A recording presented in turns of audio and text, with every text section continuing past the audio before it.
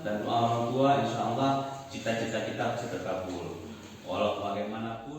Syederlun penerimaan calon anggota Polri angkatan tahun 2023 segera dibuka di Polres di seluruh Indonesia termasuk di wilayah Polda Aceh. Menjelang penerimaan personil baru, jajaran Polres Lok Sumawe mulai menggelar sosialisasi penerimaan calon anggota Polri kepada kalangan pelajar tingkat SMA sederajat di wilayah hukumnya. Seperti Polsek Blangmangat menggelar sosialisasi penerimaan calon anggota Polri tahun 2023 kepada siswa-siswi Sekolah Menengah Atas Negeri 6 Kecamatan Blangmangat Lok Sumawe pada Selasa 12 April 2023.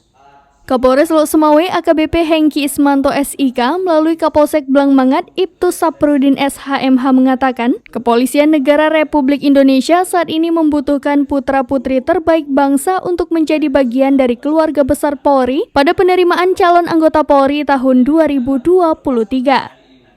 Selain itu, sosialisasi ini dilakukan sebagai upaya untuk mendapatkan animo masyarakat khususnya para pelajar.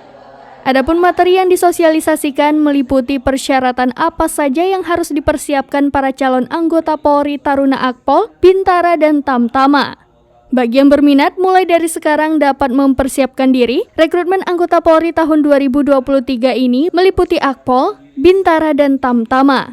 Untuk pendaftaran nantinya akan dilakukan secara online melalui website penerimaan.polri.go.id. Selain itu, Polri juga menghimbau kepada para siswa untuk tidak mudah percaya kepada oknum yang mengaku menjanjikan kelulusan bagi calon peserta.